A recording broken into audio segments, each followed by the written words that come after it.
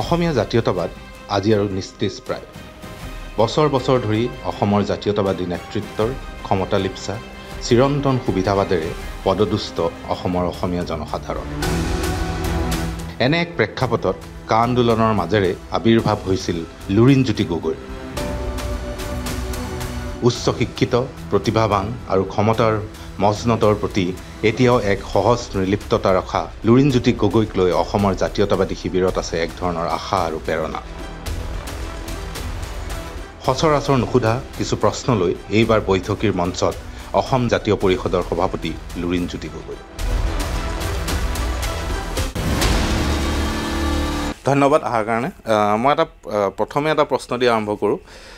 প্ৰশ্নটো হৈছে যে ধৰক আপুনি আছুত আছিলে, আছুৰ পৰা আপুনি চিধাই ধৰক ভাবিলে যে এটা মানে পাৰ্লিয়ামেণ্টেৰী পলিটিক্সলৈ আহিবলৈ, কি কাৰণে, মানে কিয়, সেই কণ্টেক্সটো কি অসম জাতীয় পৰিষদ? প্ৰথম কথা চাওক, গোটেই গণতান্ত্ৰিক ব্যৱস্থাটোত বিভিন্ন সমস্যা, জাতীয় প্ৰশ্ন বা আন বিভিন্ন বিষয়ৰ সমাধানৰ বাটটো এই গোটেই নিৰ্বাচনী ব্যৱস্থা বা এইটো পাৰ্লিয়ামেণ্টেৰী যিটো পলিটিক্স তাতে আছে। আপুনি বহু বছৰ ধৰি এখন জাতীয় সংগ্ৰাম কৰি থাকিব পাৰে এটা বিষয়ক লৈ, কিন্তু যিকোনো এটা সিদ্ধান্ত ৰাতিৰ ভিতৰতে অভাৰনাইট বিভিন্ন মঞ্চত, ধৰক বিধানসভা হওক, লোকসভাত এটা সিদ্ধান্ত হৈ যায়। ধৰক কা বিষয়টো, নাগৰিকত্ব সংশোধনী আইন, এইটো 2টা দিন ৰাজ্যসভা লোকসভাত হ'ল, বহু দিনৰ পৰা কৈ আছিলে, হৈ আইনত পৰিণত কৰিলে। যিটো বিষয়ক লৈ কিন্তু আমি 2016 চনৰ পৰাই মাত মাতি আছোঁ। গতিকে তাত সোমোৱাৰ এটা প্ৰয়োজনীয়তা আছে, সেইটো এটা কথা। দ্বিতীয় কথাটো হ'ল যে যিটো সময়ত অসম গণ পৰিষদৰ যিটো স্থিতি, সেইটো এটা সাংঘাতিক সলনি হ'ল। যিটো তেওঁলোকৰ আঞ্চলিক চৰিত্ৰ বা আঞ্চলিকতাবাদী দৰ্শন বা জাতীয়তাবাদী চিন্তা চেতনাৰ পৰা আঁতৰত আহি নিজৰ কেৱল মাত্ৰ ব্যক্তিকেন্দ্ৰিক মন্ত্ৰিত্বৰ লালসাৰ যিটো চিন্তা আৰু অসমৰ জাতীয় জীৱনক কৰা বিশ্বাসঘাতকতা, প্ৰতাৰণা, এইবোৰৰ পিছত অসমৰ মানুহৰ কাৰণে ৰাজনৈতিকভাৱে যুঁজিবলৈ এটা আঞ্চলিক শক্তি বা জাতীয়তাবাদী চেতনাৰে উদ্বুদ্ধ শক্তিৰ খুবেই প্ৰয়োজনীয়তা আছে। গতিকে সেই দুটা কথাক লৈয়ে মই আহিলোঁ। কাৰণ ছাত্ৰ সন্থা এৰাৰ পাছত এটা সময়ত এনেকুৱা আছিলে যে নতুন এটা শক্তি উত্থান হ'ব জানো, ইমাৰ্জ হ'ব নেকি, নহ'বও পাৰে। নহ'লে আমি যেতিয়া দেখিলোঁ যে আমাৰ যিটো আইডিঅলজিকেল এটা কনফ্লিক্ট হ'ল গণ পৰিষদৰ লগত, তেতিয়া মই ৰাজনীতি কৰাৰ কথাটো সামৰিছিলোঁৱেই যে, আৰু হঠাৎ এটা নতুনকৈ দল, কোনো এটা প্ৰেক্ষাপট পটভূমি নাথাকিলে দল এটাৰ উত্থানৰো এটা বহুত জটিলতা থাকে, বহুত ধৰণৰ সমস্যা থাকে। সেইকাৰণে প্ৰথমতে এইটো নাইকিয়া হৈ গৈছিল। যেতিয়া কা বিৰোধী গণ আন্দোলনৰ এটা পৰিৱেশ আহিলে, সকলোৱে ক'লে, সকলোৱে মানে সদৌ ছাত্ৰ সন্থাৰ ফালৰ পৰা ক'লে, বিভিন্ন শক্তি বেলেগেও কৈছে, কোৱাৰ পিছত এটা দল জন্মৰ প্ৰাসংগিকতা আহি পৰিলে। ময়ো ভাবিলোঁ যে আচলতে হয় যে নতুনকৈ এটা আঞ্চলিক শক্তি বা জাতীয়তাবাদী চিন্তা চেতনাৰে উদ্বুদ্ধ এটা শক্তিক আমি আগবঢ়াই লৈ যোৱাটো প্ৰয়োজন, এইটো কথা। আৰু দ্বিতীয় কথাটো হৈ গ'ল, যিটো দেশৰ ফেডাৰেল গাঁথনি, যিটো এইটোত ইমান এখন বিশাল দেশ, ইমান অসমৰো যিটো আঞ্চলিক বৈষম্যটো বহুত পুৰণা, ৰাজনৈতিকভাৱে হওক বা আপুনি অৰ্থনৈতিকভাৱে, সকলো ক্ষেত্ৰতে বৈষম্যটো, অৰ্থনৈতিক বৈষম্য বা শোষণো আমি দেখি আহিছোঁ, ৰাজনৈতিকভাৱে অবিচাৰো দেখি আহিছোঁ। তাৰ মাজত অসমত আঞ্চলিক ৰাজনৈতিক শক্তিৰ এটা প্ৰাসংগিকতা আছে, উত্থানৰ পৰিৱেশ আছে। সকলো কথা চোৱা চিতা কৰি মৌলিক কথাটো অসমৰ মানুহৰ, অসমৰ সকলো জাতি জনগোষ্ঠীক একেলগে প্ৰতিনিধিত্ব কৰি তেওঁলোকৰ হৈ যুঁজিবৰ কাৰণে এটা এই শক্তি। কিন্তু মই প্ৰশ্নটো সোধাৰ পিছফালে অন্য এটাও কাৰণ আছিল, সেইটো আছিল ধৰক এটাটো একদম স্পষ্ট হৈছে যে AGP আৰু অপ্ৰাসংগিক। ধৰক এই তেওঁলোকৰ 2-4জন লিডাৰ্ছ অপ্ৰাসংগিক হৈ গ'লেই লাহে লাহে দলটো নাইকিয়া হৈ যাব, আৰু তাত এটা স্পেচ ওলাইছে, তাত এটা নতুন ধৰণৰ জাতীয়তাবাদী আঞ্চলিকতাবাদী ৰাজনীতি হ'ব। কিন্তু এটা অন্য ধৰণৰ এটা বস্তু ওলাইছে, হ'বলৈ ধৰিছে, সেইটো হৈছিল ধৰক আমাৰ নিচিনা যিবোৰ মানুহ, এইবোৰ ধৰক সদায় গণতান্ত্ৰিক সংগ্ৰামৰ পৰাই শিকিছোঁ। যি আজি ৰাজনীতিৰ কথা যদি আপোনাৰ লগত পাতিছোঁ, তাৰ কাৰণটো আছিল গণতান্ত্ৰিক সংগ্ৰামৰ সৰু সুৰা, ধৰক সৰুকৈ দীঘলী পুখুৰী পাৰতে হওক, শিৱসাগৰ ক'ৰবাৰ গাঁও এখনতে হওক, সেই স্পেচটো কিয় নাইকিয়া হৈ গ'ল? এনেকুৱা হৈছে নেকি আপোনালোক যিবোৰ গণতান্ত্ৰিক সংগ্ৰামৰ মানুহ আছিল, ধৰক এতিয়া ধৰক ৰাইজৰ দল হ'ল, কৃষক মুক্তি সংগ্ৰাম সমিতি অলমষ্ট তাৰ এটা নিস্তেজ হৈ আহিছে, আছু প্ৰায়ে নিস্তেজ বুলি ধৰিব পাৰি, তো তেতিয়াহ'লে সেই স্পেচটো কোনে চলাব নে বিজেপিয়ে সেই স্পেচটো কমপ্লিট বন্ধ কৰি পেলালে সেইটোতো প্ৰাসংগিকতা সদায় আছে গণতান্ত্ৰিক আন্দোলন আৰু সংগ্ৰামৰ গুৰুত্ব সদায় থাকিবই গণতান্ত্ৰিক সমাজ এখনত যিটো নিস্তেজ হোৱাৰ যিটো কথা সেইটোৰ লগত বহু পৰিমাণে মই ভাবোঁ যে এইটো এটা নেতৃত্বৰো এটা দায়িত্ব দায়বদ্ধতা আছে তেওঁলোকে মানে পৰিৱেশ যিমানে প্ৰতিকূল নহওক লাগে এটা কথা মনত ৰাখিব যিমান প্ৰতিবন্ধকতা প্ৰতিকূলতা থাকিব তাৰ মাজত কিন্তু সম্ভাৱনাও থাকে কেৱল মাত্ৰ সংগ্ৰামী চেতনাটো লাগিব যে ডিটাৰমাইণ্ড হৈ যে মই জাতীয় এইবোৰ প্ৰশ্ন এইবোৰ বিষয় এইবোৰ অন্যায় এইবোৰ সাধাৰণ মানুহক অন্যায় কৰিছে এইবোৰৰ শোষণ চলিছে বা বিভিন্ন ধৰণে দুৰ্নীতি ভ্ৰষ্টাচাৰ স্বজন তোষণ এইবোৰৰ বিৰুদ্ধে মাহৰ নিশে মাত মাতিবলৈ কোনো এটা শক্তিয়ে কোনোবাই নহয় কোনোবাই নেতৃত্ব ল'ব লাগিব নিস্তেজ কিয় হৈ গ'ল এনেকুৱা হৈছে নেকি যে নিস্তেজ সেইকাৰণে হৈছে যে গোটেই নেতৃত্বটো ৰাইজৰ দল আৰু নতুন মানে পাৰ্লিয়ামেণ্টাৰী পলিটিক্সলৈ গুচি আহিলে ফলত সেইফালে স্পেচটো নাইকিয়া হৈ গ'ল তেনেকুৱা বুলি মই নাভাবোঁ চব মই ভাবোঁ যে এইবোৰ এটা আৱহমান প্ৰক্ৰিয়া এটা কণ্টিনিউৱাছ প্ৰচেছ আমি এৰি আহিলে বেলেগে ধৰিব লাগিব মই ছাত্ৰ সংগঠন যেতিয়া এৰিছোঁ তেতিয়া মই ভাবোঁ যে সেইটো মোৰ কাৰণে বেছি বয়স মই মোৰ মঞ্চখনত মই সদায় কৈছোঁ যিটো কথাত দ্বিমতো আছিলে বহুতৰে যে আমি এটা নিৰ্দিষ্ট বয়সত এইটো আমাৰ ভাৰতবৰ্ষৰ গোটেই ব্যৱস্থাটোতো কৈছে যে কোনটো বানপ্ৰস্থ যুগ কোনটো কি বেলেগ বেলেগ যুগ আৰু আপুনিও জানে চাইকলজিকেলিও কোৱা হৈছে এডলচেণ্ট পিৰিয়ড এইটো আমুক পিৰিয়ড চাইণ্টিফিকেলিও গোটেই বস্তুটো ডিমাৰ্কেট কৰা আছে ভাগে ভাগে আৰু ভাৰতবৰ্ষৰ গোটেই আদৰ্শটো কৈছে গতিকে এটা নিৰ্দিষ্ট সময় থাকে মই ছাত্ৰ ৰাজনীতিৰ পৰা ওলাই আহি সংসদীয় ৰাজনীতি মইতো আপোনাক কৈছোঁ এটা ডাইলেমা আছিলে যে মোৰ লগত মানে আদৰ্শগত কনফ্লিক্ট হৈছে গতিকে মই নোৱাৰিম চাগে কিন্তু নতুন দল সৃষ্টিৰ এটা উকমুকনি বা এটা পৰিৱেশ পটভূমি যিহেতু গঢ়লৈ উঠিলে সেইকাৰণে আহিলোঁ গতিকে মই এইটো নাভাবোঁ যে তাৰ কাৰণে ধৰক আমিবোৰ দোষী মানে কোনোবাই ধৰক পতাকাখন মানে আপুনি যিখন সংগ্ৰামৰ ক্ষেত্ৰখন কৈছে সেইখন কোনোবাই ধৰিব লাগিব আজি যদি মই এৰি আহিছোঁ অখিল গগৈ ডাঙৰ এৰি আছে কোনোবা বেলেগ কোনোবা শইকীয়া কোনোবা বৰুৱা কোনোবা কলিতা কোনোবা আলি কোনোবা তাঁতীয়ে ধৰিব লাগিব গতিকে মই নাভাবোঁ যে কিবা এটা মই ভাবোঁ যে যিটো উজ্জীৱিত কৰিব পৰা যিটো পৰিৱেশ নেতাসকলে সেইটো কি যাত ক'ৰবাত ছন্দ হেৰুৱাই পেলাইছে যে জনতাক যিমান যি নহওক লাগিলে যিমান ফেচিষ্ট শাসক নাথাকক লাগিলে অট'ক্ৰেটিক যিমান মানে শাসক নাথাকক লাগিলে তাৰ মাজতোতো আপুনি কোৱা নাই স্পেচটো জেগাটো বিচাৰি উলিয়াব লাগিব যুদ্ধটো কৰি সংগ্ৰাম হৈ আছে যুঁজিব লাগিব সংগ্ৰাম অকণমান বেছি আগতকৈ কঠিন হ'ব আমাৰ দিনতো মই এইটো নাভাবোঁ যে আমাৰ বৰ মসৃণ আছিল কংগ্ৰেছৰ শাসন আছিল আমি কংগ্ৰেছেওতো বহু সময়ত অসম আন্দোলনৰ সময়ত কোন আছিলে এটা সময়ততো কংগ্ৰেছ এটা সময়ত হেৰি চৰকাৰ জনতা দলৰ চৰকাৰ এটা সময় লাগে কিন্তু বেছি সময় কংগ্ৰেছে আছিলে গতিকে কথাটো সেইটো যে যোন শাসক যোন নহওক লাগিলে যিমান স্বেচ্ছাচাৰী নহওক লাগিলে মই মোৰ যিটো গণতান্ত্ৰিক দায়িত্ব আৰু সংগ্ৰামী চেতনা সকলোৱে নেতৃত্ব ল'ব লাগিব মানে এইটো এনেকৈ ভাবিব নালাগে যে ছাত্ৰ সন্থা কৃষক মুক্তি সংগ্ৰাম সমিতি এইটো ৰাজনৈতিক নেতা হোৱাৰ প্লেটফৰ্ম ইয়াৰ পৰা বহুত কিবা কিবি ওলাব মই বহুবাৰ কৈছোঁ এখন উৰ্বৰা ভূমি য'ত নেতা সমাজৰ বিভিন্ন স্তৰ কোনোবা ৰাজনৈতিকভাৱে নেতৃত্ব দিব লাগিব কোনোবা সাংস্কৃতিকভাৱে কোনোবা সাহিত্যৰ জগতত কোনোবা উদ্যোগী হ'ব লাগিব বিভিন্ন সাংবাদিক হ'ব লাগিব কৃষক হ'ব লাগিব সকলোৰে নেতা হোৱাৰ এখন উৰ্বৰা ভূমি এই যিবোৰ আপুনি কৈ থকা গণতান্ত্ৰিক সংগঠনসমূহে সদায় জীয়াই ৰাখিব লাগিব এইটো যেতিয়া নাইকিয়া হ'ব উৰ্বৰাটো নাইকিয়া হ'লে মানে আপুনি যিটো আজি তৰাং পৰিৱেশ আপুনিয়ে কৈছে আমিও চিন্তিত যে কিয় যোৱা 3 বছৰে 4 বছৰ কিয় শক্তিশালী সংগ্ৰাম ইমান অন্যায় চলিয়ে আছে ভাষা কাহিনীলে শিক্ষাৰ সমস্যা আন বিভিন্ন সমস্যা মই কাৰটো কথাই নাই আইএমডিটিটো যেতিয়া আইন হৈ গ'ল তাৰ পিছতোতো আমি যুঁজি আছিলোঁ মই আছোঁ থাকোঁ নাই কৰা নেকি মানে আনকি ধৰক ৰাম মন্দিৰৰ বিষয়টো যেতিয়া কোৰ্টত আছিলে যিসকলে ইয়াৰ পৃষ্ঠপোষকতা কৰে তেওঁলোকেওতো লাখ লাখ মানুহ গোটাই সংগ্ৰাম কৰিছিলে তাৰ মানে আইনৰ গন্ধিত থাকিলেও আইনখন হ'লেও জনগণৰ কথাৰ কাৰণে যুঁজিব লাগিবই নহয় জানো যুঁজাৰ যিটো শক্তি এইটো হেৰুৱাই মই আপোনাক প্ৰশ্নবোৰ এইকাৰণে সুধিছোঁ যে ধৰক আপুনি নিজেও এজন চিন্তাশীল মানুহ আৰু ফিল্ডত ঘূৰি ফুৰে অসমীয়া জাতীয়তাবাদৰ আমাৰ সময়ৰ যিটো জাতীয়তাবাদ ধৰক আমাৰ প্ৰজন্মৰ ধৰক যিটো জাতীয়তাবাদ বুলি কওঁ 90s ধৰক বুলি যদি কওঁ তেতিয়া 3টা ধৰণৰ অসমীয়া জাতীয়তাবাদৰ খুঁটি আছিল এটা ধৰক এজিপি ধৰক সি পাৰ্লিয়ামেণ্টাৰী পলিটিক্স কৰে এটাই তাৰ আটাইতকৈ ৰেডিকেল ৰূপটো আলফা ধৰক সি আমাৰ লগত নাহেই আৰু 3 নম্বৰ ৰূপটো ধৰক আছু আছু ৰাখক অসম জাতীয়তাবাদী যুৱ ছাত্ৰ পৰিষদ এনেকুৱা ধৰণৰ এটা এই তিনিটা বেলেঞ্চত অসমীয়া জাতীয়তাবাদটো চলি আছিল এতিয়া কিয় হৈছে যে এটা এক ধৰণৰ ভেকুৱাম আহিছে য'ত মানে বিজেপিৰ নিচিনা অতি কেন্দ্ৰিক ৰাষ্ট্ৰ ব্যৱস্থাত বিশ্বাস কৰা হিন্দুত্বত বিশ্বাস কৰা গ্ৰুপ এটাই আহি পেলাই ধৰক আমাক অলমষ্ট খাই পেলাবলৈ লৈছিলে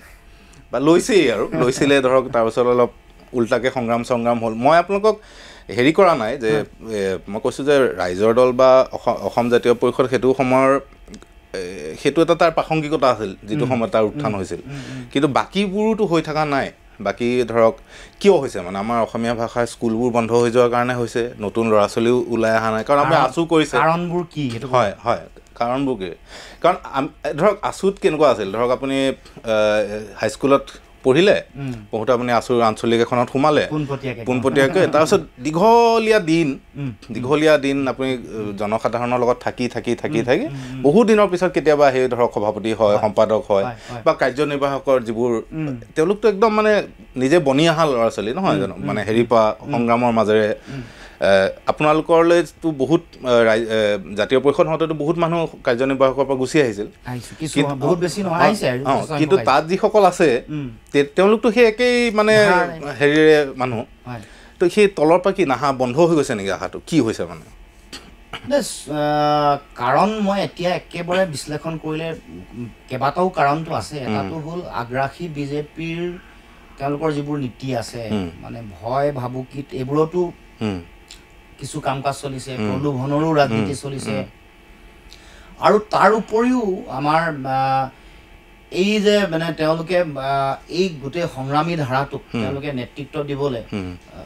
ধৰক প্ৰথম বিচক্ষণতাৰো প্ৰয়োজন আছে আৰু বিশেষকৈ এই যে আপুনি কোৱা নাই মাতৃভাষাৰ মাধ্যমৰো যিটো দপদপনি আছিলে বা এটা প্ৰাসংগিকতা আছিলে বিভিন্ন ধৰণৰ অনুষ্ঠান ধৰক অনুষ্ঠিত কৰাৰ পৰিৱেশ আছিলে যে বিষ্ণুপ্ৰসাদ ৰাভাক বুজি পোৱাৰ জনাৰ জ্যোতিপ্ৰসাদক বা শংকৰদেৱ চুকাফা মহাৰাজ নৰনাৰায়ণ এইসকলৰ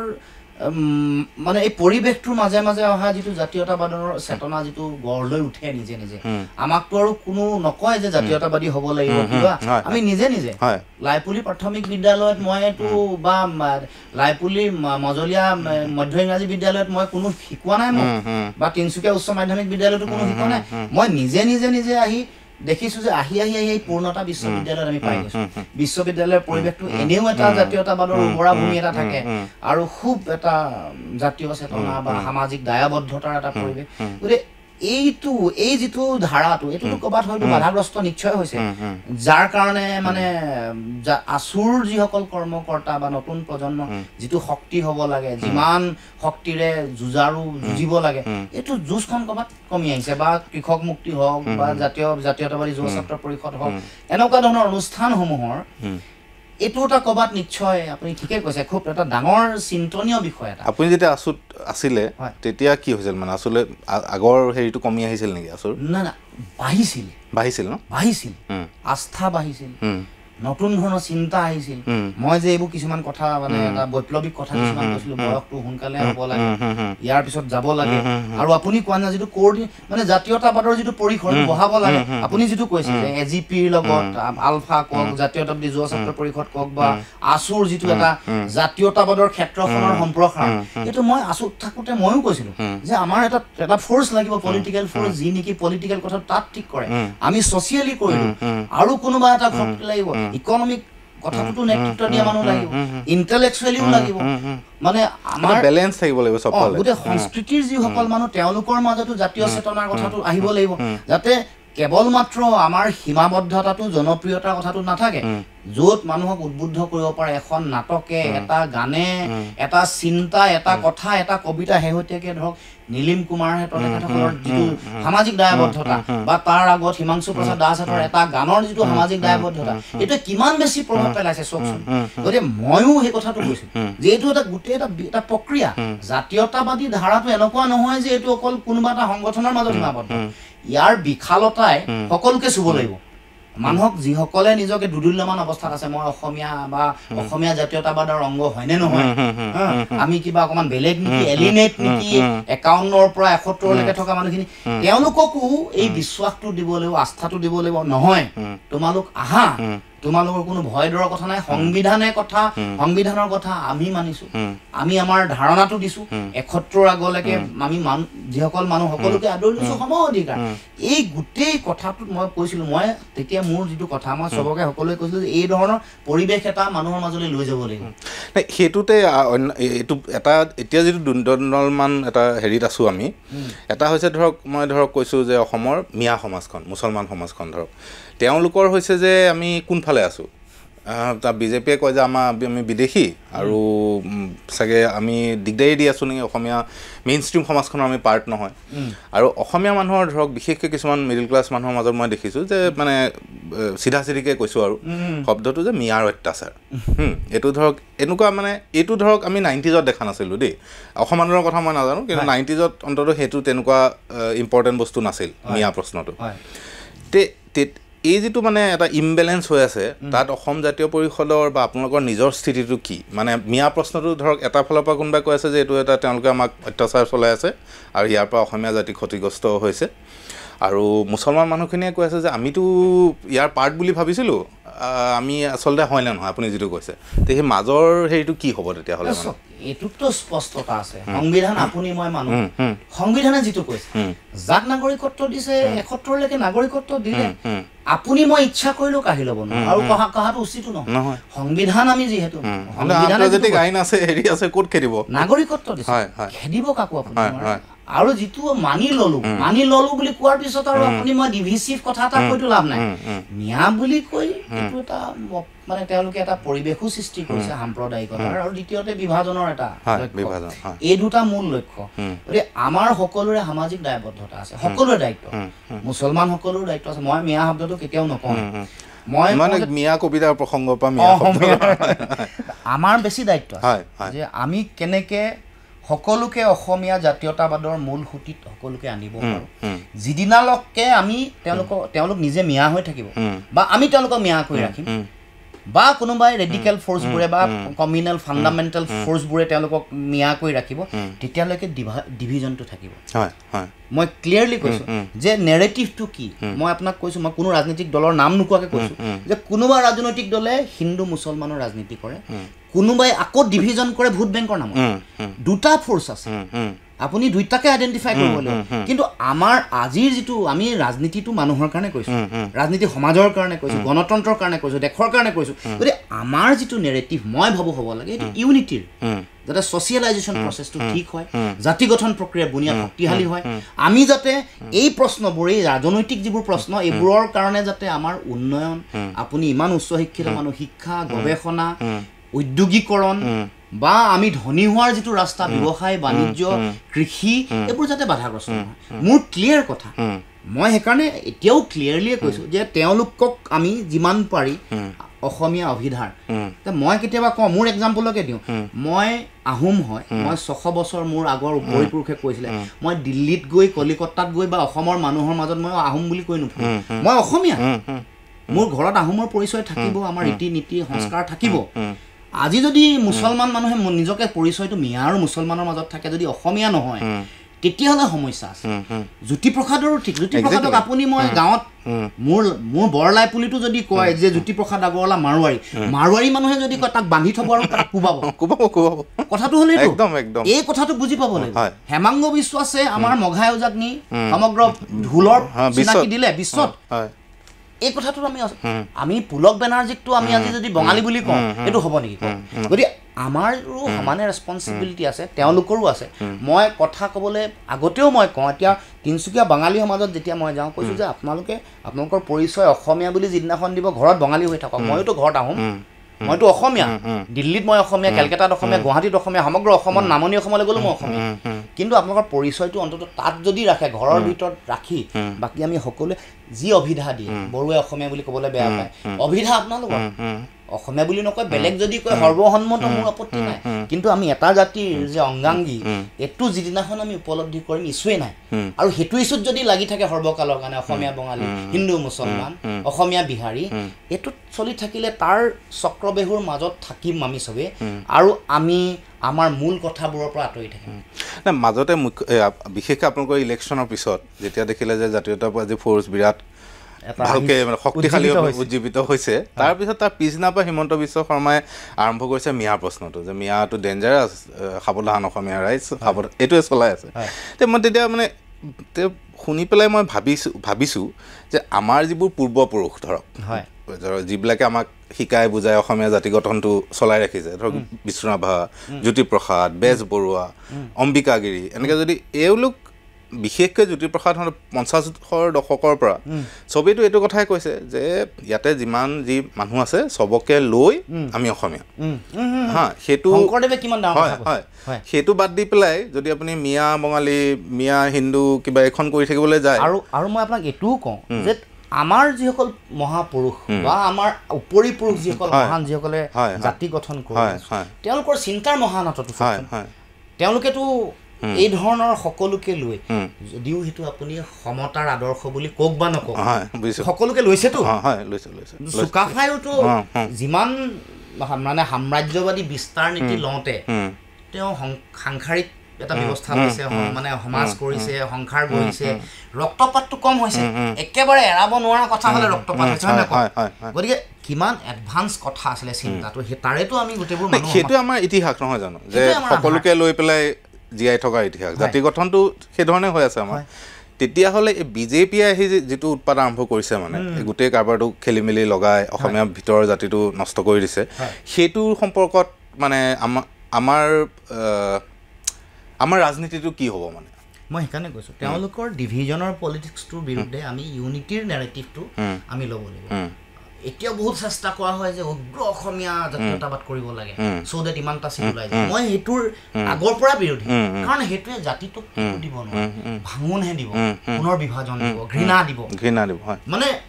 কোনোবাই হিন্দু মুছলমানৰ নামত কৰিছে কোনোবাই এপিজমেণ্টৰ নামত কৰিছে আল্টিমেটলিটো বিভাজন ডিভিচিভ মানে যদি কোনোবাই যদি বেয়া কাম কৰে সি মুছলমান হয় নে হিন্দু হয় বিচাৰ হ'ব নহয় কিছুমানে এপিজমেণ্ট কৰি কেতিয়াবা মুছলমানক বেছি প্ৰিভিলেজ দিয়াৰ কাৰণেতো এইটো ঘটনা এই যে প্ৰশ্নটো আহিলে যে মিয়াৰ উৎপাত বাঢ়ে আমুকৰ দিনত মিয়াৰ উৎপাত বাঢ়িছে কিয় পালে এইটো পলিটিচিয়ানৰ ভুলৰ কাৰণে শাসকৰ ভুলৰ কাৰণে হৈছে তাত না হিন্দুৰ ভুল আছে না মুছলমানৰ ভুল আছে না অসমীয়াৰ ভুল আছে না বঙালীৰ ভুল আছে না মাৰোৱাৰী বিহাৰীৰ ভুল আছে তাত কাৰো ভুল নাই আমি ইকুৱেল ছ'চাইটি এখন এটা জাতি গঠন কৰিব খুজিছোঁ এনেকুৱা অসমীয়া বিশাল যিটো জাতীয়তাবাদী সত্তা এনেকুৱা ধৰণৰ জাতিৰ ধাৰণা বা গঠন ক'ত আছে কওকচোন পশ্চিমবংগত আছে নেকি নে ৰাজস্থানত আছে আমাৰ ইয়াত আহিছে তেওঁলোকে MLA হৈছে মন্ত্ৰী হৈছে আমাৰ ইয়াত আহিছে তেওঁলোকে আমাৰ জাতীয় জীৱনৰ মূল ভেটিৰ লগত বিষ্ণুপ্ৰসাদ ৰাভা আৰু জ্যোতিপ্ৰসাদ আগৰৱালা একেলগে ডাঙৰ হৈ একেলগে সমাজ সংস্কাৰ বা জাতিটোক দিব লগা কাম কাজ কৰিছে এই মহানতাটো এই ধৰণৰ পৰিৱেশ ক'ত ভাৰতবৰ্ষত পাব এই ভাল ব্যৱস্থাটোকে নষ্ট কৰিবলৈ উঠি পৰি লাগিছে এতিয়া আমি যদি আপুনি উন্নয়নৰ প্ৰশ্নও যদি কয় যে আমাৰ গাঁওখনত প্ৰাথমিক বিদ্যালয়খনত কিয় 2জন বা 3জন শিক্ষক নাই তেতিয়া বিজেপি বা মুখ্যমন্ত্ৰী বা চৰকাৰখনৰ পৰা কয় যে হালা কৈ নাথাকি এক চামুচ হিন্দু খা এইটো কয় গতিকে এইটোত আমি ভুল যাম নে নেযাম আমি আমাৰ বেছিক মৌলিক কথা বতৰাবোৰ আমি পাহৰি গৈছোঁ এনেকুৱা ধৰণৰ এটা মানে পৰিৱেশৰ মাজত ৰখা হৈছে আমাক আৰু মানুহেও এইটো সাধাৰণ আপুনিতো জানেই ভাৰতবৰ্ষৰ দৰে ডেমক্ৰেচিত পঢ়া শুনা মানুহ বিশ্লেষণ কৰিব পৰা মানুহ বিচাৰ কৰিব পৰা মানুহৰ সংখ্যা অলপ কম যেতিয়া এটা কথা কৈ দিয়া হয় সেইটো ফালে মানুহ হুৰহুৰকৈ গুচি যায় কিন্তু আমাৰ আপুনি কোৱা নিচিনা সেই ছ'চিয়েল অৰ্গেনাইজেশ্যন পলিটিকেল অৰ্গেনাইজেশ্যন চবেই এটা পলিটিক্স কৰিব লাগিব আজি ফলাফল নাপাব আজি ময়ো হাৰিছোঁ দুবাৰ কিন্তু তথাপিও যুঁজি আছোঁ হাৰা জিকাটো থাকিব যুদ্ধখনটো আপোনাৰ ব্যক্তিগত নহয় সামাজিক ৰাজনৈতিক যুদ্ধ এটা আদৰ্শ প্ৰতিষ্ঠাৰ কাৰণে এটা মানুহৰ কম সাধাৰণ জনগণৰ কাৰণে প্ৰাপ্তিটো আহিব বিভিন্ন ধৰণৰ প্ৰাপ্তি আহিব নিৰ্বাচনৰ ফলাফল জয় পৰাজয়ৰ লগত প্ৰাপ্তি বা অপ্ৰাপ্তিৰ কথাটো জড়িত নহয় আমি যিটো বৃহত্তৰ যিটো লক্ষ্য লৈ আগবাঢ়িছোঁ সেইটোতহে ভাবোঁ যে আটাইতকৈ বেছি গুৰুত্বপূৰ্ণ মোৰ কাৰণে আচ্ছা সেইটো প্ৰসংগতে দুটামান প্ৰশ্ন মোৰ কৰিব লগা মই আপোনাৰ ইলেকশ্যনৰ সময়তো গৈছিলোঁ তাৰপিছত মই ইফালে সিফালে তেতিয়া দেখিলোঁ এটা হৈ আছে যে আপোনালোকৰ যিটো সাংগঠনিক যিটো ভিত্তি মানে যিটোৰ ওপৰত ধৰক এটা ইলেকশ্যন যিহেতু ধৰক এটা সামাজিক সংগঠনৰ এটা বিশেষ সাংগঠনিক ভিত্তি নালাগে, তাক ইছ্যু লাগে, ইছ্যু ভিত্তিক সংগ্ৰাম হয়। আপোনালোকৰতো এটা চিৰিয়াছ সংগঠন লাগে। সেই জাতীয় পৰিষদৰ সংগঠনটো কিমান মানে সেই ইলেকশ্যন মানে এইটো চেঞ্চত কৈছোঁ ধৰক বিজেপিৰ যি ধৰণৰ ইলেকশ্যন মেকানিজিম তাৰ তুলনাত আপোনালোকৰ ইলেকশ্যন মেকানিজিম তেনেকুৱা এটা ডেভেলপ হৈছেনে? নাই নাই, সেইটোতো ইমান সোনকালে সম্ভৱ নহয়। এইটো মিছা অস্বীকাৰ কৰি লাভ নাই যে বিজেপিৰ যি ধৰণৰ সংগঠন, যেনেধৰণে তেওঁলোকৰ মূল ৰাজনৈতিক সংগঠনটো যুৱ, মহিলা, আন আন ভাতৃভগ্নী, চাহ মৰ্চা, বিভিন্ন ধৰণৰ সকলোৰে সাংঘাতিক সম্প্ৰসাৰণ হৈছে, গাঁৱে ভূঞে গৈছে। আমি চেষ্টা কৰি আছোঁ, আমিও সেই ধৰণে আমি ধৰক পৰিয়াল সমন্বয়কলৈকে চেষ্টা কৰিছোঁ। প্ৰথমতে আমাৰ বুথ সমন্বয়কৰ এগৰাকীক দায়িত্ব দি বুথ গোটেই সমিতিখন বনোৱা, তাৰপিছত তাৰ মাজতে পৰিয়াল সমন্বয়কক দায়িত্ব দিয়া, যুৱ সংগঠন, তাৰপিছত মহিলা সংগঠন, তাৰ উপৰিও চাহ শক্তি, শ্ৰম শক্তি, ধৰ্মীয় সংখ্যালঘু শক্তি, ভাষিক সংখ্যালঘু শক্তি, আনকি সাংস্কৃতিক লগত জড়িত হৈ থকা মানুহ সাংস্কৃতিক শক্তি, কৃষক শক্তি, সকলোৰে আমাৰ সংগঠন কৰিবলৈ চেষ্টা কৰিছোঁ। কিন্তু আপুনি যিটো কৈছে তৃণমূল পৰ্যায়ত, আজি জিলা কমিটি এখন কৃষক শক্তিৰ আছে, কিন্তু কৃষক শক্তিৰ জিলা কমিটিখন থাকিলে আপোনাৰ লাভ আছে জানো? গাঁৱে গাঁৱেতো কৃষক সংগঠন হ'ব লাগিব। গতিকে সেই বিজেপিৰ লগত এক পাৰ আমাৰ নাই হোৱা কাৰণে আমি হাৰিছোঁ। আপুনি ভালকৈ জানে পলিটিকেল ষ্ট্ৰেটেজি মেনেজমেণ্ট কৰিবলৈ যাওঁতে মূল বস্তুটোৱেই সংগঠন। 75% অৰিহণা তাৰ পৰা আহে, 25% মানে মানুহগৰাকীৰ চিনাকি ব্যক্তিত্ব তাৰ পৰা আহে। নিৰ্বাচনত ভূপেন হাজৰিকাৰ দৰে ব্যক্তিত্বও হাৰিছে, কাৰণ সংগঠনত তেওঁৰ 75% মাৰ্কছ যিটো আছিলে এইটো কমি আছিলে, তেতিয়া বিজেপিৰ সংগঠন হোৱা নাছিলে। গতিকে আমাৰ ক্ষেত্ৰতো একে কথা, মানে অখিল গগৈ ডাঙৰীয়াৰ কথাটো অলপ এক্সেপশ্যনেল কেছ। তেওঁ জেলত আছিলে ধৰক, বা ইম'শ্যন এটা ক্ৰিয়েট হ'ল, বা বিভিন্ন ধৰণৰ কথা বতৰা। তেওঁলোকৰ চাগে এটা এনেকুৱা প্ৰশ্ন এটা মই তেতিয়া শুনিছিলোঁ, আৰু সেইটো কিমান দূৰ হয় নহয় মই আপোনাক লগ পাইছোঁ কাৰণে সুধিছোঁ। এটা কৈছিলে তাৰে মানুহে, মই দুলীয়াজনৰ কাৰোবাক লগ পাইছিলোঁ, তেওঁ কৈছিলে যে কৃষক মানে অখিল গগৈৰ এটা হেৰি আছিলে, মানে কৃষক মুক্তি সংগ্ৰাম সমিতিৰ এটা সংগঠন কৰাৰ এটা মানে এটা এক ধৰণৰ অভিজ্ঞতা আছে, সেইকাৰণে তেওঁলোকে এই কামটো যিমান সহজে কৰিব পাৰে। জাতীয় পৰিষদৰ এটা সমস্যা আছে যে তেওঁলোক আছু বেকগ্ৰাউণ্ডৰ পৰা আহিছে, বা এটা ধৰক জাতীয় কি কয়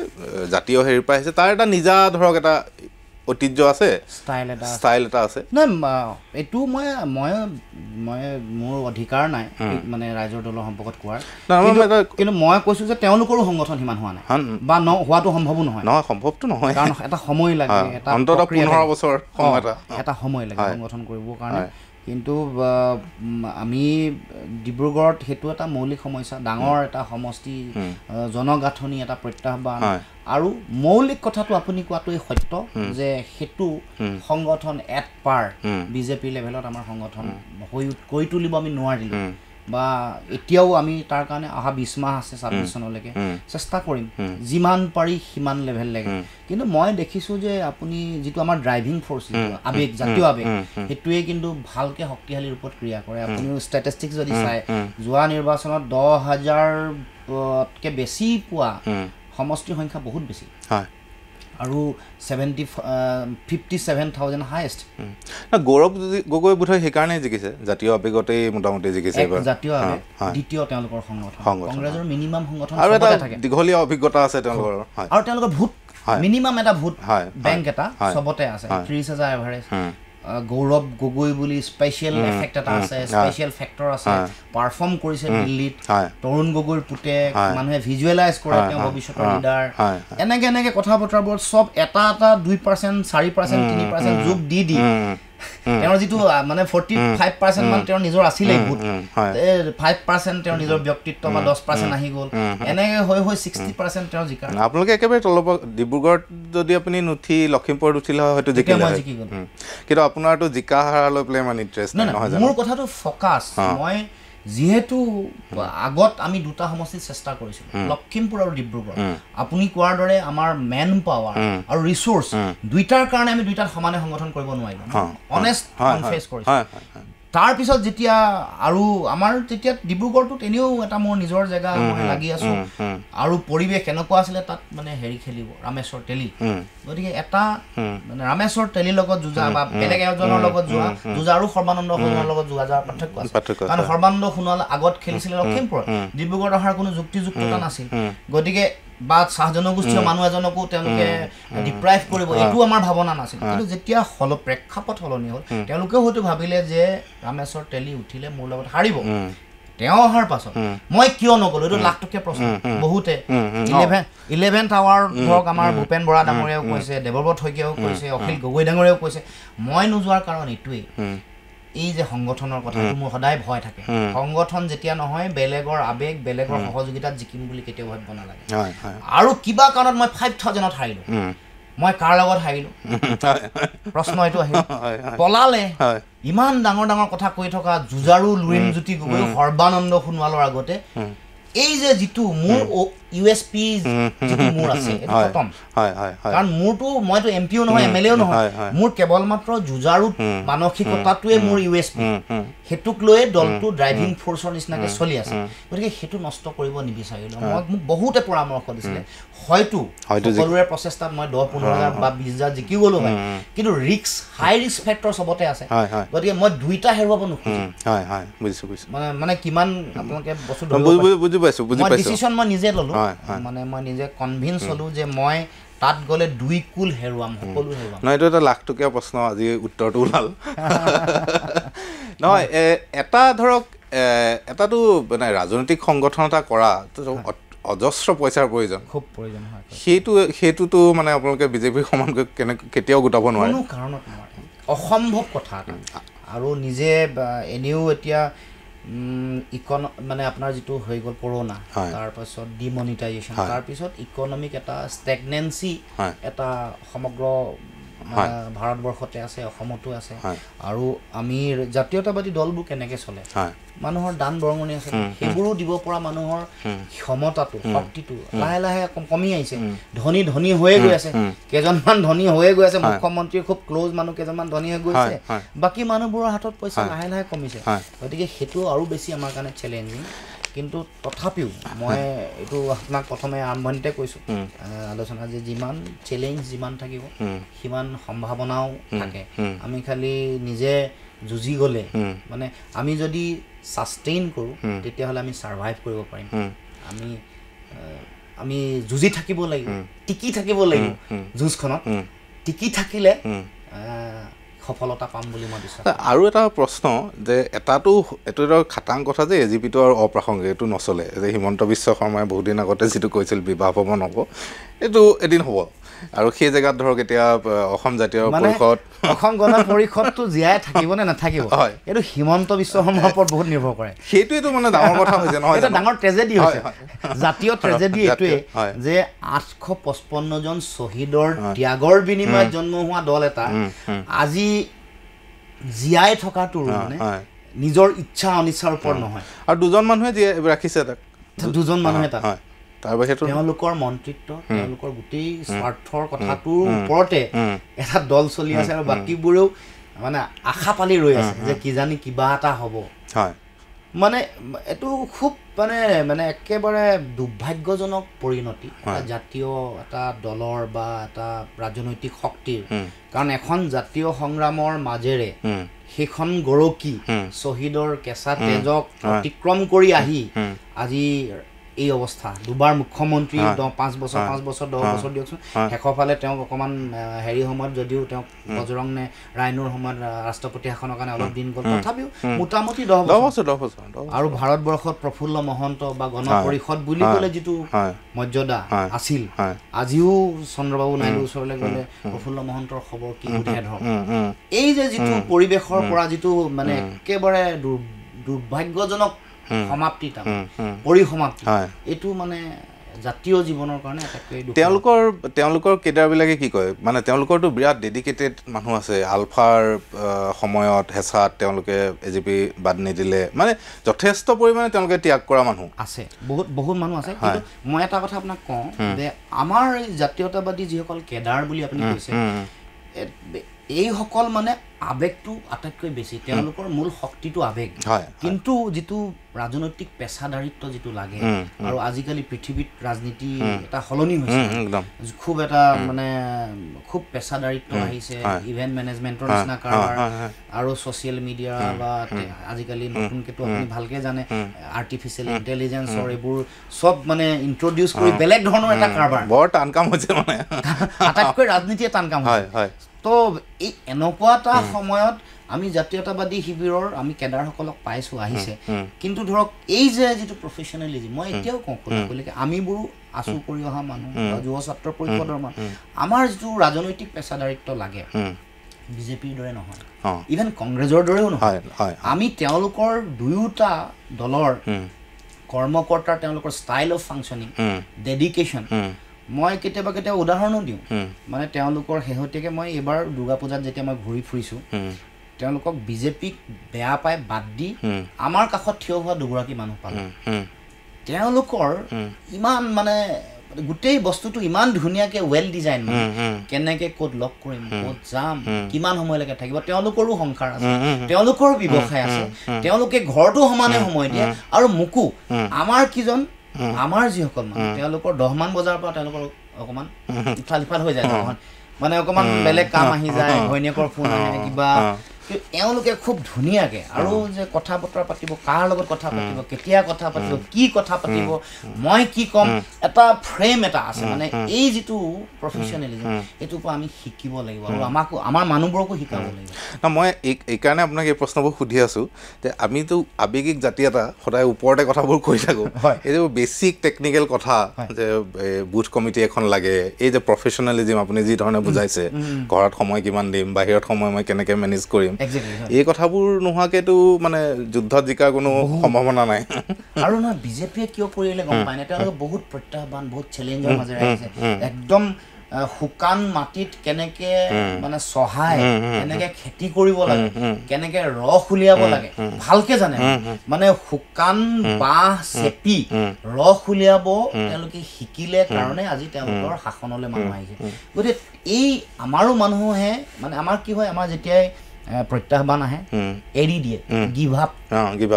হয় যিটো কৈছে যে মানে মই ইমৰান খানৰো শুনি আছোঁ যে তেওঁ কৈছে যে তুমি যদি গিভ আপ কৰিব নালাগে খালি তুমি হেৰি পৰা তুমি গিভ আপ কৰিছা মানে তোমাৰ পৰাজয় তুমি হাৰি থকাটোৱে পৰাজয়টো তোমাৰ নুবুজায় নহয় জানো আমাৰ বস্তুটো ঠিক তেনেকুৱা হালখন যিদিনাই এৰি দিব সেইদিনাই কাহিনীটো শেষেই আৰু আপোনাৰ খেতি কৰাটোৱে বন্ধ হৈ গ'ল হয় নহয় খেতি কৰিব পাৰিছে নাই ইমানটো আৰু গুৰুত্বপূৰ্ণ নহয় কিন্তু খেতি লাগি থকা খেতি উৎপাদন হৈছে কেতিয়াবা পানীয়ে মাৰিব কেতিয়াবা পোক পতংগই অনিষ্ট কৰিব কেতিয়াবা বিভিন্ন ধৰণৰ পৰিৱেশ কথা থাকে গতিকে কিন্তু আমাৰ মানুহৰ সেইটোৱে হাল বাবলৈ এৰি দিছে মানে কৰ্ষণটো কৰি থকা নাই কৰ্ষণ নকৰাৰ কাৰণে বেলেগ ফ'ৰ্চ আহি সোমাইছে আমাৰ পূৰ্বসূৰীসকলৰ বিশ্বাসঘাতকতা প্ৰতাৰণাটো আছেই তেওঁলোকে ইছ্যুত কমিটেড নহয় তেওঁলোকক কমিটেড যদি হয় পৰিয়ালত নিজৰ সম্পত্তিত গতিকে যিটোৱে গোটেই নেৰেটিভটোৱে সলনি কৰে আজিৰ দিনত আদৰ্শ ৰাজনীতিবিদ কোন যাৰ অফুৰন্ত পইচা আছে যাৰ পত্নীয়ে কেলকাতা বেংগলোৰ বা দিল্লীত গৈ এম্বিয়েন্স মলত বজাৰ কৰিব পাৰে আটাইতকৈ দামী মানে ইটালী এইটো হৈ গ'ল আমাৰ কমন লেমেন ষ্টুডেণ্টবোৰৰ কাৰণে উঠি অহা নতুন প্ৰজন্মৰ কাৰণে এই ৰোল মডেল আদৰ্শ ৰাজনীতিবিদ যি সাংঘাতিক গাড়ী লৈ ঘূৰিছে সাংঘাতিক ৰুবিকন লৈ ঘূৰিছে ডিফেণ্ডাৰ লৈ ঘূৰিছে এইটো হৈ গ'ল আমাৰ উঠি অহা নতুন প্ৰজন্মই যেতিয়া বুজিব যে এইটো কৰিলেহে সফল ৰাজনীতিবিদ যাৰ বাগান বহুত হৈছে যাৰ অফুৰন্ত পইচা হৈছে যাৰ টিভি চেনেল হৈছে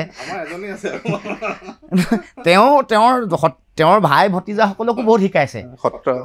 সত্ৰাধিকাৰ তেওঁ সত্ৰাধিকাৰ আৰু এনেকুৱা বহুত মানুহক তেওঁ শিকাইছে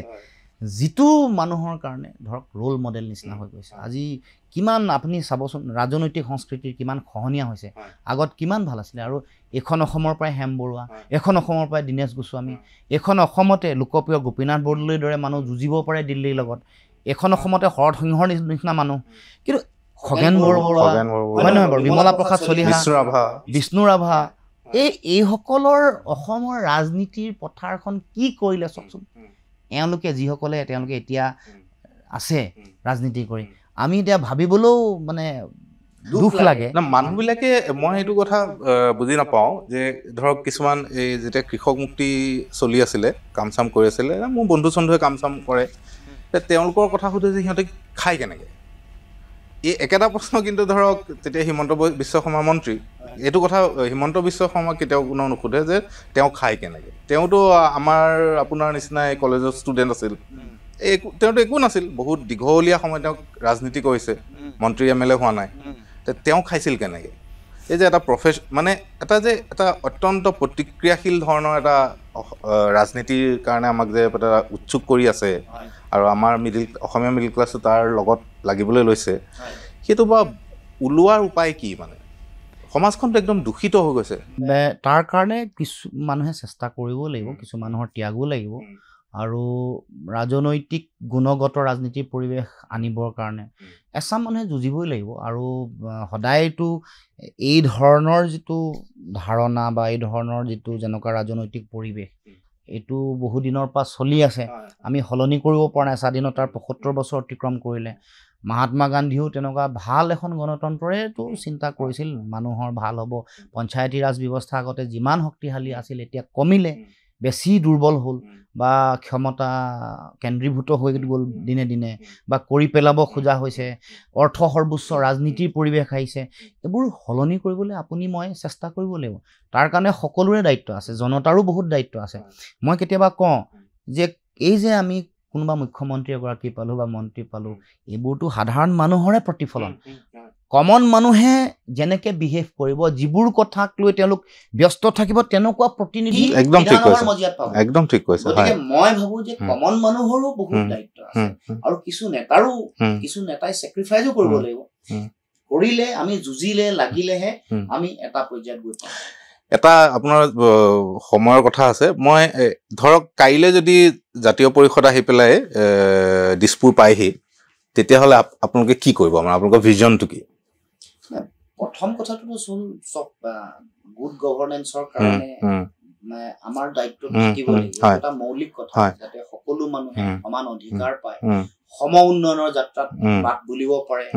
সামাজিক অসমতা যিবোৰ মৌলিক কথা যিবোৰ নাথাকে কাৰণ সেইটো ছচাইটিখন প্ৰথম ঠিক কৰি ল'ব নোৱাৰিলে বাকী কথাবোৰ উন্নয়নৰ কথাবোৰ আলোচনাই কৰিব নোৱাৰে এইবোৰ যিবোৰ এপিজমেণ্ট কৰা অন্যায় হলেও কাৰোবাক ঠিকে ৰাখা হাত খুন মাফ হৈ যায় এইবোৰ নহ'ব যিবোৰ মানে ৰুল অফ ল আইনৰ শাসন ঘূৰাই আনিব লাগিব মানুহৰ মাজত গণতান্ত্ৰিক পৰিৱেশ সেইটো এটা আমাৰ মৌলিক দায়িত্ব থাকে তাৰ পাছত আমি ৰিচাৰ্চ কৰিব লাগিব যে আমি উন্নয়নৰ যাত্ৰাত বাট বুলিবলৈ হ'লে আমাৰ কোনবোৰ ক্ষেত্ৰ আছে আমাৰ সম্ভাৱনাত থকা ক্ষেত্ৰসমূহ কি কৃষি নে চাহ শিল্প নে পৰ্যটন নে জৈৱ পৰ্যটন নে সাংস্কৃতিক পৰ্যটন নে পেট্ৰলিয়ামক কেন্দ্ৰ কৰি হোৱা উদ্যোগ এইবোৰ ফাৰ্ষ্ট আইডেন্টিফাই কৰিব আমি তাৰ পিছত আমি কেনেকে কোনটো উদ্যোগ কেনেকে প্ৰতিষ্ঠা কৰিব পাৰো বা ক'ত মানুহক ধনী কৰিব লাগিব চিম্পল কথা একদম দ্বিতীয়তে মানুহক শিক্ষিত কৰিব লাগিব আপোনাৰ মোৰ দুখটো আমি জাতীয়তাবাদী মানুহৰ দুখ এইটোৱে যে আপুনি মই 5 গৰাকী নোবেল পোৱা বা এগৰাকী নোবেল পোৱা মানুহ জন্ম দিব মানে সাহিত্যতে বিজ্ঞানতে পদাৰ্থ বিজ্ঞানতে কওক ৰসায়ন বিজ্ঞানতে কওক যতে নকওক চিকিৎসা বিজ্ঞান আন্তৰ্জাতিকভাৱে আমাৰ কোনো হেৰিয়ে নাই কন্ট্ৰিবিউশন গৰাকী ভাতনগৰ এৱাৰ্ড 7 গৰাকী এবাৰ 2 গৰাকী পাইছে আগতে 5 গৰাকী তো আমিতো সেই ধৰণে বিচাৰো আমি অলিম্পিকত গোল্ড মেডেল পোৱা মানুহ এজন নাই হয় নহয় লাভলীনা বৰগোহাঁই আমাৰ মানে হেৰি লিমিটেশন ভূপেন হাজৰিকা ঢুকাওতে লাখ লাখ মানুহৰ যিটো সমাৱেশ এইটোৱে দুটা কথাত মানুহে দুটা ইন্টাৰপ্ৰিটেশন কৰিছে যে তেওঁৰ জনপ্ৰিয়তা গণশিল্পী তেওঁৰ যিটো বিশালতা পৃথিৱীজুৰীয়া যিটো এপিল তাৰ উপৰিও অসমীয়া মানুহৰ হীনমন্যতা বোধ মোৰ আৰু এনেকুৱা ধৰণৰ মানুহ মই সৃষ্টিয়ে কৰিব আজি বহি থাকোঁতে আমি কেইবাজনো বহি আছো বহি থাকোঁতে আমাৰ স্বনামধন্য ব্যক্তিসকলৰ কথা যেতিয়া ভাবিছো এতিয়া জীয়াই থকা আমি বেছি আমাৰ আগে নেবাঢ়ে গাড়ীখন নাই আমি হেন গোহাঁই চোৱাৰ কথা কৈছো নগেন শইকীয়া চোৱাৰ কথা কৈছো আৰু কোন এনেকে নিজকে সুধিছো মানে তেওঁলোক নাইকিয়া হৈ গ'লে নাইকিয়া হৈ যাব মানে কিমান যে খালী হৈ যাব কিমান যে এটা বিশাল যদিও মুখ্যমন্ত্ৰীয়ে বৰ যা তা অসংস্কৃতিবান কথা বতৰাৰে হেন গোহাঁই চোৱাক কৈ আছে কিন্তু যেতিয়া তেওঁ আমাৰ মাজত নাথাকিব তেতিয়া উপলব্ধি কৰিব তেওঁৰ প্ৰভাৱ, তেওঁৰ বিশালতা, তেওঁৰ বুদ্ধি, মনীষা, প্ৰজ্ঞা, তেতিয়াহে বুজি পাব। তেওঁ বোধ কৰোঁ আমাৰ শেষ পাব্লিক ইণ্টেলেকচুৱেল, ইয়াৰ পিছত চাগে আৰু কোনো পাব্লিক ইণ্টেলেকচুৱেল মানে আমি যে মানে অভিভাৱক মানে বৌদ্ধিক অভিভাৱকহীন হৈ যাম এই কথাটো কোনো উপলব্ধি কৰা নাই। হোমেন বৰগোহাঁই ঢুকাওঁতে মানুহৰ তেখেত ঢুকাওঁতে সেই উপলব্ধি মানুহ হৈছিল যে এটা প্ৰভাৱ পেলাব পৰা এগৰাকী ব্যক্তি। এনেকে ভৱেন্দ্ৰনাথ শইকীয়া বা মামণি ৰয়চম গোস্বামী আমাৰ কিছু মানে এই যে যিটো পৰিৱেশ নাইকিয়া হৈ গৈছে এইটো যদি আমি ধৰি ৰাখিব নোৱাৰো আমি সকলো ফালে দুখীয়া হৈ যাম। আমি সাংস্কৃতিকভাৱে দুখীয়া হম, আমি বৌদ্ধিকভাৱে দুখীয়া হম, বিদ্যাতনিকভাৱে দুখীয়া হম, গৱেষণাৰ ভাল পৰিৱেশ নাথাকিব, চাৰিওফালে বিশ্ববিদ্যালয়বোৰতো এপিজমেন্ট চলি থাকিব, তৈলমৰ্দন কৰিলে উপাচাৰ্য হয়, বিজেপি RSS কৰিলে উপাচাৰ্য হয়। আমাৰ এই শিক্ষাটোত যদি হাত দি দিয়ে তেওঁলোকেতো দিছেই, অলৰেডি দিছে, খুব বেয়াকে দিছে। মানে যদি কোনোবা ৰাজনৈতিক দল এটাই দুৰ্নীতি কৰে প্ৰভাৱ 5 বছৰ থাকে, যদি দুৰ্নীতি বা শিক্ষা ব্যৱস্থাত যদি ৰাজনৈতিক দলে হাত দিলে আৰু তেওঁলোকৰ পলিটিকেল ডিজাইন মতে কাম কৰিলে এইটো এটা সভ্যতাত প্ৰভাৱ পৰে, এটা দশকলৈ প্ৰভাৱ নাই, এইটো থাকিব। মই নিজেই আপোনাক ক'ব পাৰোঁ নিজৰ অভিজ্ঞতা বা JNU নিচিনা একদম আন্তৰ্জাতিক ধৰণৰ এখন ষ্টেণ্ডাৰ্ডৰ ইউনিভাৰ্চিটি হৈ আহিছে, শেষ কৰি পেলালে নিজৰ স্বতন্ত্ৰতা থকা, শেষ কৰি দিলে। আৰু ডেকা ল'ৰাবোৰৰ স্বতন্ত্ৰতা যেতিয়া কাঢ়ি নিব, স্বাধীনতা যেতিয়া হৰণ কৰিব, তেতিয়া তাত ক'ত ক্ৰিয়েটিভিটি থাকিব, সৃষ্টিশীলতা ক'ত থাকিব। আজি যদি আপোনাক মোক আপোনাৰ মোৰ চিন্তাক যদি বন্দী কৰি পেলাই মই যদি মুকলিকে আপুনি যদি মুকলিকে চিন্তা কৰিব নোৱাৰে, না গৱেষণা ভাল হ'ব, না ছচিয়েল ইঞ্জিনিয়াৰিংটোত কোনোবা মানে পাৰ্ট ল'ব খোজা মানুহক কোনোবা উৎসাহিত হ'ব। কা আন্দোলনটো সেইটো কাৰণে বিৰাট ইম্পৰ্টেণ্ট যে তাতেই মানে প্ৰথমবাৰ এটা মানে অসমৰ মানে একেবাৰে গাঁৱৰ ল'ৰাটোৰ পৰা কটন কলেজৰ ল'ৰাটোৰ যিটো একদম ক্ৰিয়েটিভিটি, মানে অদ্ভুত ধৰণৰ ক্ৰিয়েটিভ আছিল। আপুনি চাওকচোন, কোনোবাই কুকুৰ এটা লৈ কিবা এটা কৰিছে, কোনোবাই গান এটাকে বজাইছে, সাংঘাতিক ধৰণৰ ফেচবুকতেই মানে এটা অদ্ভুত ধৰণৰ কিবা কৰি পেলোৱা নহৈছিল জানো? সেইখিনিক আপোনালোকে কেনেকে অৰ্গেনাইজ কৰিছে? মানে নতুন প্ৰজন্মটো সেই মানুহখিনিৰ লগত আপোনালোকৰ কণ্টেক্ট হৈছেনে? সেই ধৰণে বহু মানুহ আমাৰ দললৈও আহিছে, বহুতৰ লগত হোৱাও নাই, মানে বহুত হতাশো হ'ল যে আশা কৰাৰ ধৰণে নহওঁ বা বহুতে বিট্ৰে কৰিলে, এইটোতো হৈছে আৰু শিল্পীয়ে কৰিলে। গতিকে কমন মানুহো মানে বহুত কেতিয়াবা ফেড আপ হৈ যায়, ফ্ৰাষ্ট্ৰেটেড হয়। এতিয়া মোৰ প্ৰশ্ন আপোনাৰো আছে,